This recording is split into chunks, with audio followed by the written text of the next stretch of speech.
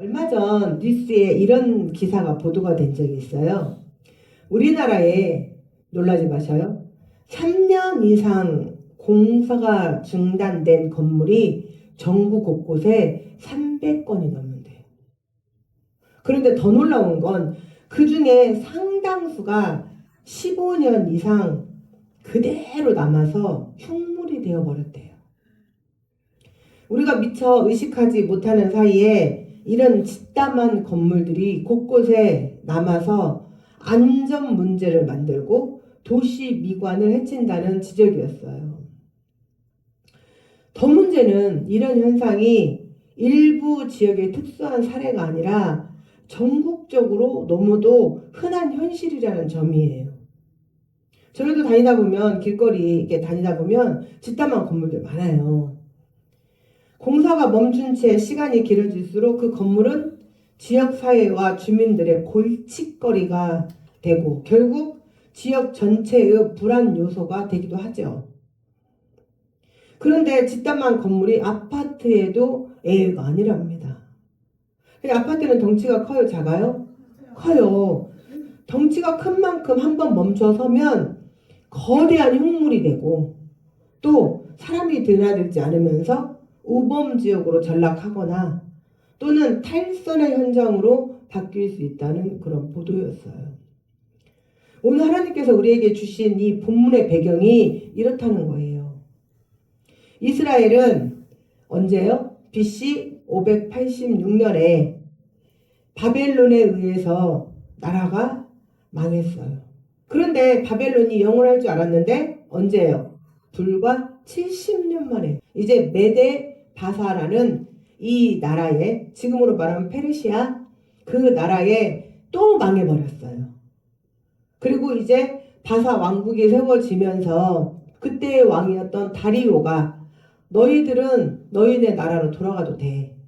그리고 다시 이제 귀환 칙령을 내렸어요. 그래서 다시 1차, 2차, 3차로 돌아오게 되지요. 근데 그때 1차에 돌아왔던 사람이 누구냐면 수룹바벨이라고 하는 왕가의 자손이에요. 그 수룹바벨이 뭐 학계며 이렇게 같이 다 데리고 와요. 그래가지고 들어왔는데 처음에 오자마자 무엇을 하고 싶었을까요? 우리가 그토록 원했던 게 뭐였죠? 성전을 짓고 싶었어요.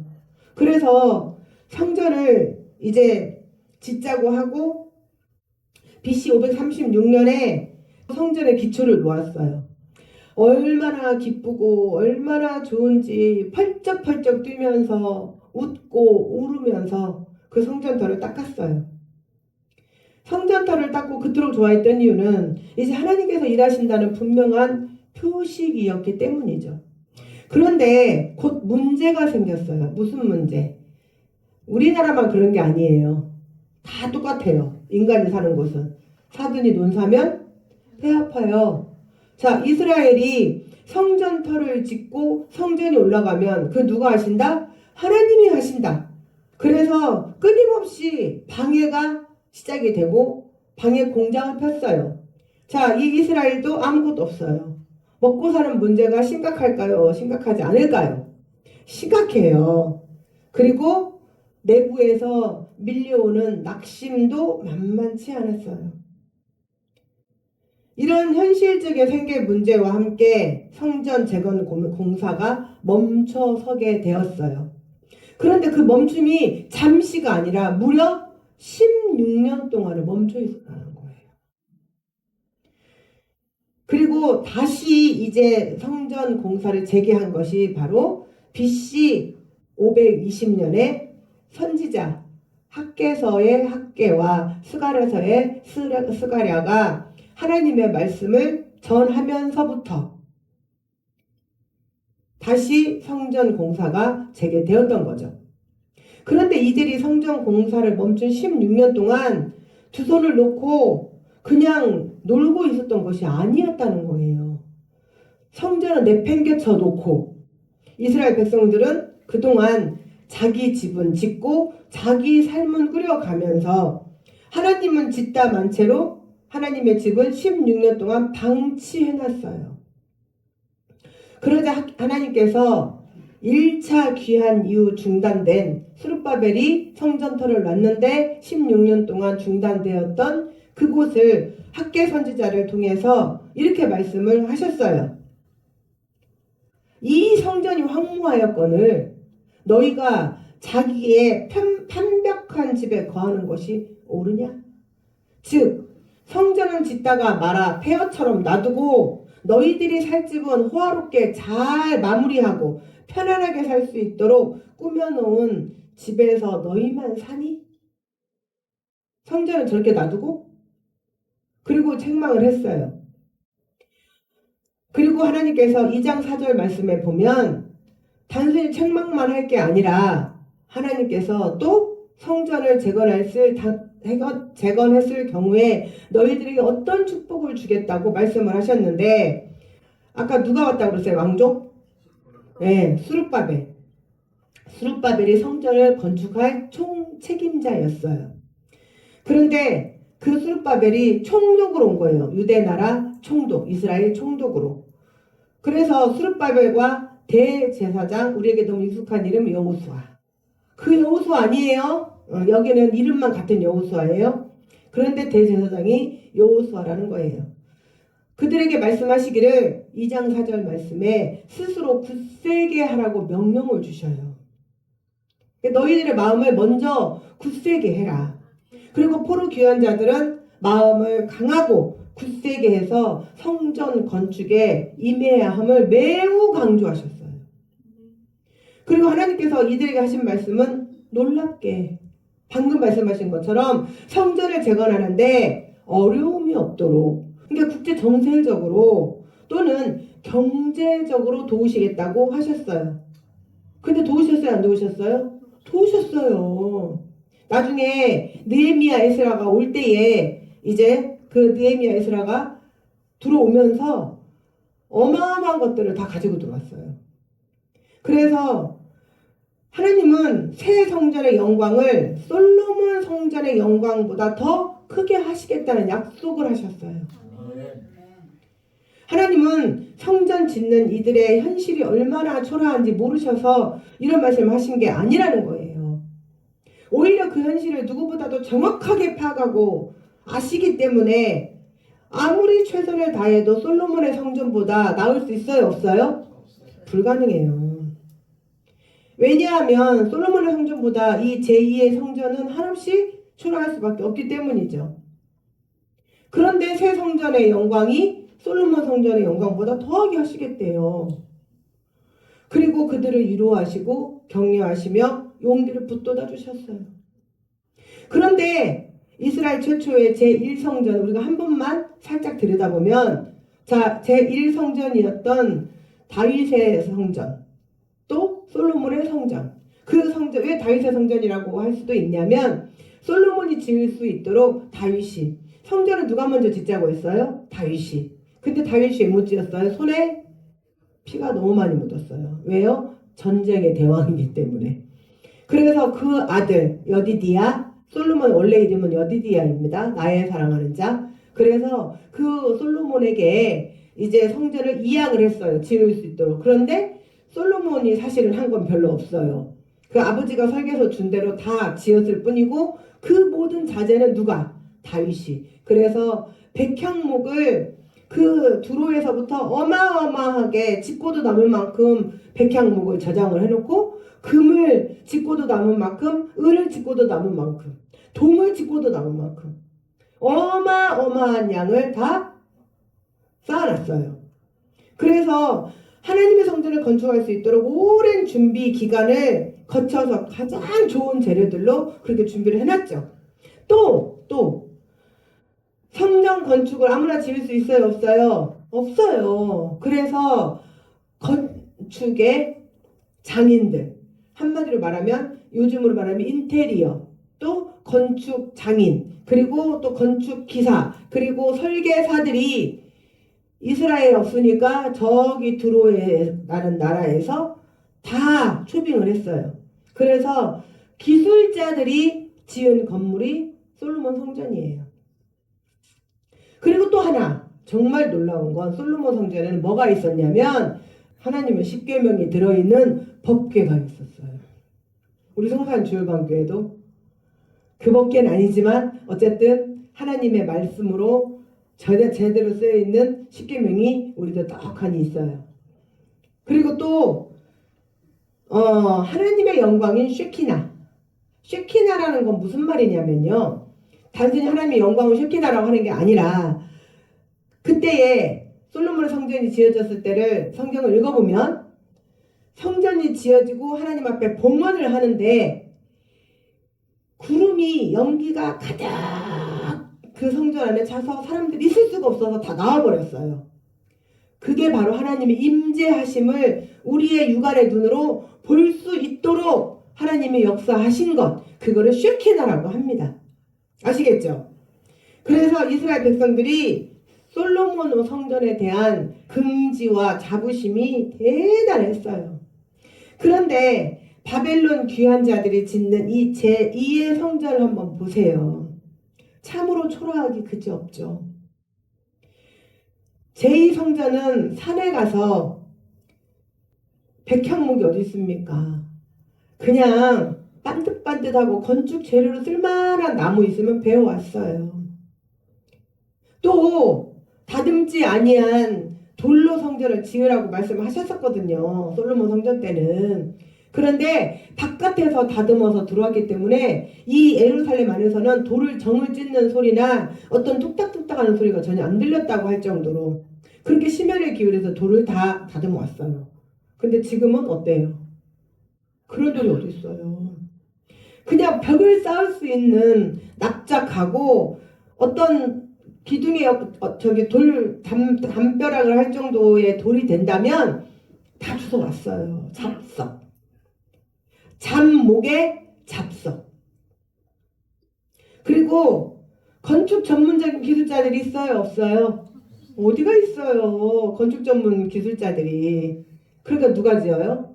귀환에서 돌아온 그 이스라엘 백성들이 아무 전문적인 기술도 없고 아무 전문적인 지식도 없는 사람들이 그냥 이 정도 이렇게 지으면 될 거야 라고 생각하고 지었다는 거예요. 좋은 자재도 사용되지 않고 훌륭한 기술자도 투입되지 않았어요. 은금은커녕 정말 보기에도 초라할 정도로 치장되지 않은, 더군다나 하나님 임재를 상징하는 법궤가 있어요? 없어요? 없어요. 왜요? BC 586년에 이스라엘 성전이 망하면서 다 어디론가 사라져버렸어요. 쉐키나의 영광, 하나님의 그 구름 가득 찬 하나님의 영광이 있어요? 없어요? 없어요. 제2성전을 건축하는 이 이스라엘 사람들이 제1성전과 비교조차 되지 않는, 비교조차 할 수 없는 그 초라한 제2성전으로 인해서 낙심을 하게 되었다는 겁니다. 그런데 단순히 이들이 그냥 자기네 성전만 보면서 낙심했던 게 아니라, 낙심은 어떨 때 하죠? 뭔가 비교 대상이 있을 때 낙심이 되는 거예요. 집안에서 나만 보고 있으면 낙심이 돼요, 안 돼요? 안 돼요. 비교 대상이 없기 때문에. 그런데 비교 대상이 있어요. 그러면 내가 초라함을 느낄 수밖에 없죠. 자, 그래서 이스라엘 백성들이 낙심이 됐었던 원인이 있어요. 그게 뭐냐? 바로 BC 586년에 자기네가 나라가 망하기 전에 그 유용 있게 서 있었던 솔로몬 성전을 기억하는 사람들이 있다는 거예요. 그 성전을 봤던 사람도 있고 그렇잖아요. 70년이라고 해봐야 지금 뭐 만약에 예를 들어서 10살에 태어났는데 바벨론을 쫓겨갔어. 그 80살밖에 더 되냐고요. 그러니까 그 성전의 영광과 그 성전을 기억하는 사람 있어요? 없어요? 있어요. 그 솔로몬 성전의 화려함, 은과 금으로 가득했던 그 성전을 기억하고 있는데, 또 솔로몬 성전이 유용 있게 서 있을 때 어땠어요? 나라가 부강했잖아요. 그리고 오지 말라고 해도 어마어마한 사람들이 그 솔로몬 성전을 보기 위해서 밀려오고, 또 솔로몬의 그 지혜를 듣기 위해서 몰려오고, 심지어는 옆나라 스바의 여왕도 어마어마한 은금과 좋은 거 다 가지고 그리고 왔잖아요. 오지 말라고 안 했지만 굳이 오라고 안 해도 오잖아요. 그런 시절을 기억하고 끊임없이 비교가 되는 거예요. 이 제2성전의 제1성전의 그 기억 앞에서 너무 작고 자신들의 그 초라함에 늘 마음이 낙심되고 무너질 수밖에 없었죠. 그런데 사랑하는 성도 여러분, 오늘날 우리의 모습을 한번 생각해 봅시다. 제2성전 앞에 초라함을 느낄 수밖에 없었던 이스라엘 백성들과 우리가 무엇이 다른가요? 우리는 우리보다 먼저 세워진 수없이 크고 화려한 교회들을 볼 수밖에 없죠. 우리 성산주일반교회에 비교한다면 그들은 어떻게 보면 솔로몬 성전이에요. 건물의 규모부터 압도적이죠. 또 성도의 수는 헤아리기 어려울 만큼 많아요. 그런 교회들은 오라고 안 해도 알아서 와요. 그들이 감당하는 사역은 바라보기에도 벅차요. 우리는 따라가기조차도 따라갈 수 있다는 생각도 하기 힘들어요. 그런 또 체계적인 프로그램과 잘 갖추어진 시스템, 그것을 운영할 수 있는 풍부한 재정까지 얼마나 잘 갖추어져 있나요? 또한 많은 세상 사람들은 교회를 선택할 때 그런 교회를 선택하지 제2성전과 같은 우리 교회를 선택하지 않아요. 왠지 아세요? 오면 고생하니까. 이러한 일들을 바라보면서 우리는 자연스럽게 지금 우리 성산주일반교회 교회와 우리의 현실을 비교하게 되죠. 그런 규모 있는 교회들은 충분한 시스템과 넘쳐나는 사역자들로 인해서 마음만 먹으면 계획한 사역을 곧바로 실행할 수 있어요. 그러나 제2성전과 같은 우리의 현실은 다를 뿐이죠. 하고 싶은 사역이 있어도 재정의 벽에 막혀요. 꼭 필요하다고 느껴지는 일 앞에서도 함께 감당할 사람이 없어서, 일꾼이 없어서, 동역자가 없어서 우리는 멈춰서게 되죠. 그래서 우리는 늘 마음은 있는데 라는 말 앞에서 주저하게 되고, 또 주님 앞에 품은 소원은 크지만 따라주지 않는 현실 속에서 우리의 초라함과 위축되는 마음을 느낄 수밖에 없습니다. 이런 현실이다 보니 사람들도 자연스럽게 이제 그런 교회들을 기준으로 삼아요. 그런 교회가 기준이에요. 솔로몬의 제1성전과 같은 교회가 교회하면 많은 사람들에게 머리에 뿌리 깊게 박혀버렸어요. 그리고 그 기준 앞에서 지금 우리 성산주일반교회를 바라보죠. 규모도 작고 가진 것도 많지 않고 눈에 띄는 성과도 없고 이런 현실. 그러다 보면 마음속에 이런 생각이 스물스물 올라오죠. 우리가 하고 있는 이 사역이 과연 의미가 있을까? 하나님께서 정말 우리 교회를 통해 일하고 계실까? 마치 이스라엘 귀한 자들이 제2성전을 지으면서 느꼈던 감정과 다르지 않을 것이 무엇이 있냐는 거예요. 재료도 부족하고 사람도 부족하고 모든 것이 빠듯한 상황 속에서 손에 잡히는 결과는 초라해 보일 뿐이죠. 저 교회는 저만큼 하는데 우리는 왜 이 모양일까? 저 교회는 저렇게 성장하는데 우리는 왜 제자리인가? 이 비교가 깊어질수록 마음은 점점 무거워지죠. 사명보다는 낙심이 더 앞서게 되고 한없이 초라한 우리의 모습과 마주하게 됩니다. 바로 이 지점에서 학개서의 상황과 우리의 상황이 정확히 겹쳐진다는 거예요. 하나님은 아직 말씀하지 않으셨어요. 아직은 설명도 위로도 없어요.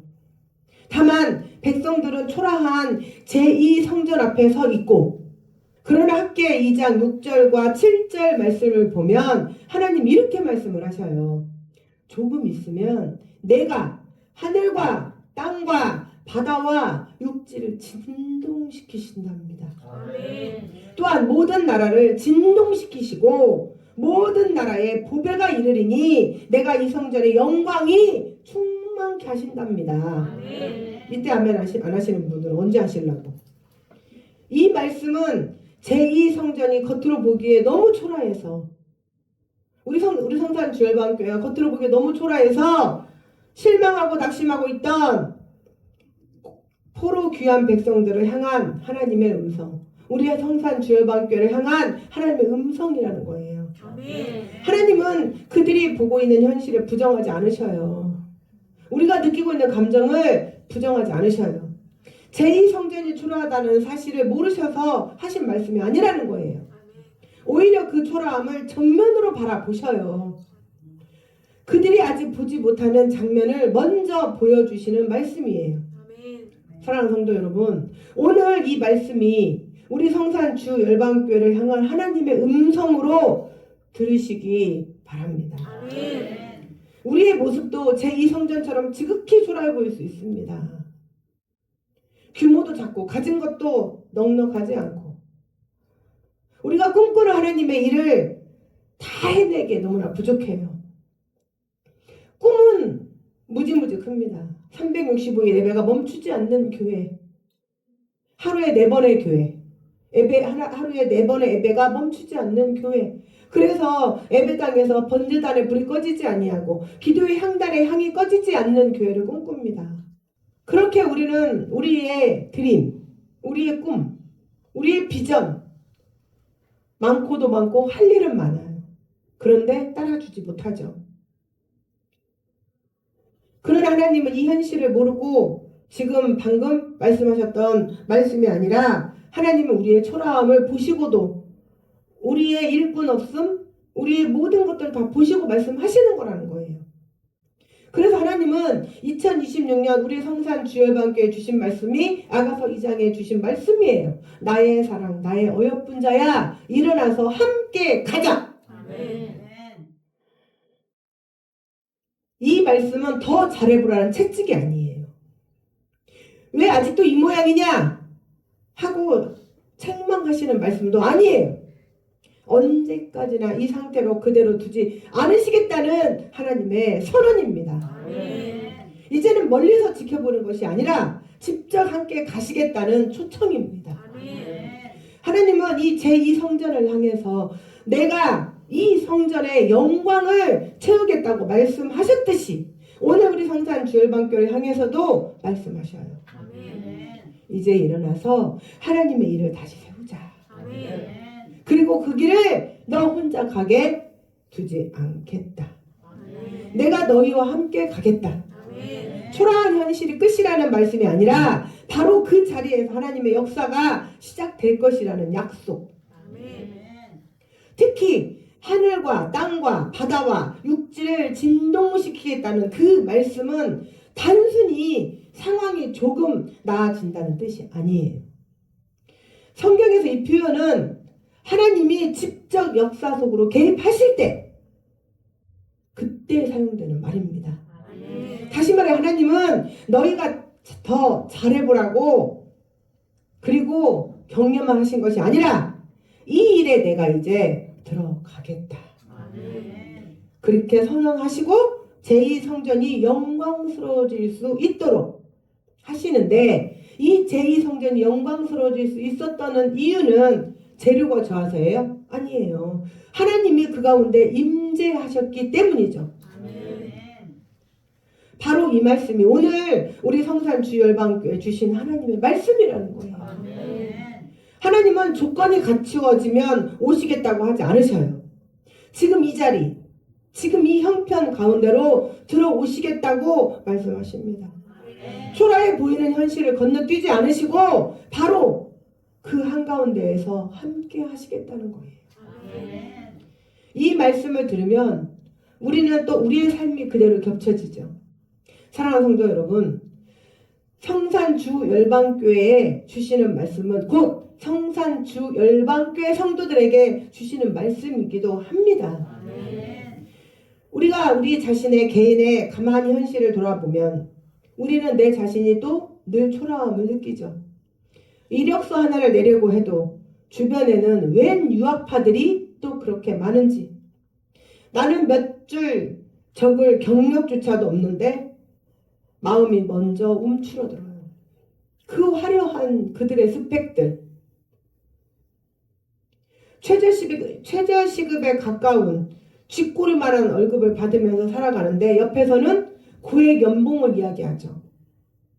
그것도 아무렇지 않게. 나는 경차를 몰고 다니는데 누군가는 외제차를 너무나 아무렇지도 않게 몰고 다녀요. 학벌도, 집안도, 가진 조건도 비교할수록 나는 점점 작아지고 세상 앞에서 괜히 말수가 줄어들게 되죠.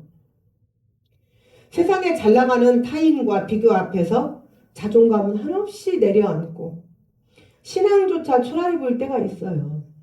다른 사람들은 하나님께 저렇게 열심히 쓰임받는데 나는 늘 제자리인 것 같고 기도해도 달라지는 게 없어 스스로가 더 작아지는 것 같죠. 그런데 하나님은 우리의 초라함이 사라질 때까지 기다리는 분이 아니라는 거예요. 우리가 남들만큼 잘 나가게 되면 조건이 갖춰지면 함께 하시겠다고 말씀하시는 게 아니라 하나님이 바로 지금 나의 이 초라한 자리에 들어오시겠답니다. 하나님이 그렇게 말씀하시잖아요. 나의 사랑, 나의 어여쁜 자야, 일어나서 함께 가자. 이 말씀은 지금 모습을 벗고 오라는 말씀이 아니라 지금 이 모습 그대로 함께 가겠다는 거예요. 하나님의 선언입니다. 이스라엘 왕 다윗도 그가 가장 초라했을 때 시편 34편 6절 말씀에 이 공고한 자가 부르짖을 때 여호와께서 들으시고 그리고 그의 환난에서 구원하셨도다 라고 말씀하십니다. 하나님은 수입 외제차 타고 정말 의리의리하게 많은 스펙과 많은 것을 가지고 물론 그분들에게도 역사하시죠. 그러나 내가 초라하다고 나에게 역사 안 하시는 것이 아니라 그 모습, 내 모습 이대로 하나님이 오셔서 하나님이 역사하신다는 선언.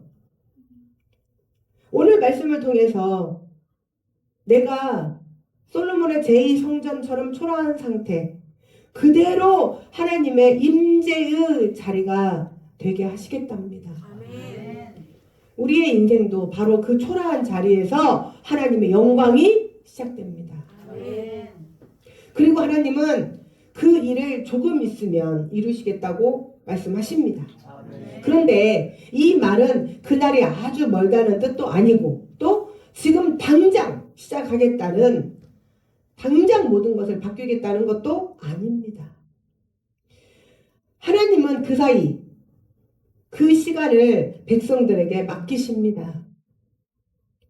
성전을 포기하지 말고 즉 개척교회 힘들고 지치다고 떠나지 말고 공동체를 흩뜨러뜨리지 말고 제가 작년 내내 주장했던 게 뭐였죠? 사랑 또 질투, 분열 사라지고 사랑으로 덮어라. 그래서 사랑으로 감싸라. 사랑의 공동체가 되자. 작년 내내 제가 주장했죠. 그것이 작년 내로 끝나는 게 아니라 올해도 여전히 그렇게 우리가 공동체를 흩뜨리지 말고 우리가 사랑으로 덮고 나아갈 때 지금 주어진 자리를 인내로 지키라는 말씀이에요. 하나님 일하실 때까지 사람은 자리를 지키는 일입니다. 제가 말씀드렸죠. 제가 처음에 성산 주열방교회 여기에서 우리가 작년부터 본격적으로 전도를 시작을 했습니다. 그동안 제가 공부하느라고 우리가 전도를 조금 그리고 우리가 먼저 하나님의 사람이 되자. 우리가 먼저 된 다음에 그리고 전도하자. 그리고 작년부터 본격적으로 전도를 하면서 제가 성산 주민들에게 했던 말이 있어요. 그거를 기억하시는 분들도 있고 잊어버리신 분들도 있겠지만 앞으로 우리 성산 주 열방교회 주변의 집들이 전부 다 뭘로 바뀐다? 뭘로 바뀐다? 숙박업소로 바뀔 거다. 앉아서 가만히 앉아서 돈 벌 거다. 우리 성산 주 열방교회 상권이 다 회복이 될 거다. 우리 성산 주 열방교로 인해서 성산 땅과 군산 땅과 대한민국이 먹고 사는 역사가 일어날 거다. 꿈으로 끝나는 게 아니라 오늘 우리에게 말씀하지 않습니까? 하나님께서 성경의 말씀을 통해서. 그래서 하나님의 그 말씀은 내가 그곳의 영광을 채우겠다. 이곳의 영광을 채우시겠답니다. 이 성전의 나중 영광이 이전 성전의 영광보다 크리라. 그 대형 교회들, 어마어마한 교회들, 우리가 부러워하는 교회들보다 우리 성산 주 열방교회의 영광이 더 크게 하시겠답니다. 이게 뭔 일입니까? 12월 31일 송구영 신예배, 1월 1일 송구영 신예배 드리는데 나의 사랑 내 어여쁜 자야 이런 함께 가자 하시더니 2026년 1월 첫 주 예배에 하나님께서 이렇게 축복의 말씀을 쏟아 부으십니다. 사람의 눈으로 보면 이 말이 쉽게 이해가 되지 않아요. 제2성전이 어떻게 우리 이 조그만한 교회가 어떻게 솔로몬 성전보다 더 영광스러울 수 있겠냐는 거예요. 그러나 하나님의 기준은 건물이 아니라는 거예요. 누가 그 안에 계시냐는 거예요. 제가 그래서 늘 말씀드리잖아요. 평일 예배 때든 주일 예배 때든 졸지 마세요. 정신 차리세요. 하나님이 계십니다. 하나님이 임재하십니다. 이곳은 하나님이 받으시는 예배예요. 하나님 임재하신 곳이에요. 그래서 한 사람도 허투루 가는 사람이 없도록 다 잡고 가잖아요. 하나님이 함께 하시는 교회, 하나님이 이 안에 계시는 교회, 임재하시는 교회. 그래서 솔로몬 성전에는 하나님의 영광의 그림자가 임했지만 제2성전에는 하나님의 영광의 본체이신 누구? 예수 그리스도. 우리 성산 주열방교회는 예수 그리스도께서 붙잡고 가십니다. 그 외형은 초라했지만 그 성전은 이전보다 더 영광스러웠고 그분이 계신 자리에는 평강이 임했습니다. 그리고 이 자리에 하나님께서 평강이 임하겠다고 하셨어요. 그래서 이제는 절대로 시기, 질투, 분열 이런 거 하시면 안 됩니다. 그게 나올 것 같으면 입을 딱 막으셔야 돼요. 하나님의 일과 거꾸로 가는 거예요. 그러면 교회가 분열되게 만드는 거예요. 그래서 우리는 무조건 좋은 말, 칭찬하는 말, 사랑하는 말, 그리고 다 뭐다? 무슨 담요? 사랑의 담요로 덮으셔야 해요. 하나님은 잘나고 똑똑한 사람을 찾으시는 분이 아니라 하나님을 삶의 중심에 모시고 있는 사람을 찾으십니다. 자, 우리 성산주일밖에 성경 안 읽으시는 분 한 분도 없어. 또 기도 안 하시는 분 한 분도 없어. 이런 성도들이 어디가 있습니까? 성경 안 읽으면 어떻게 해요? 어떻게 큰일 나요? 목사님한테 혼나요. 성경 안 읽으면 목사님한테 혼나는 교회 있어요, 없어요?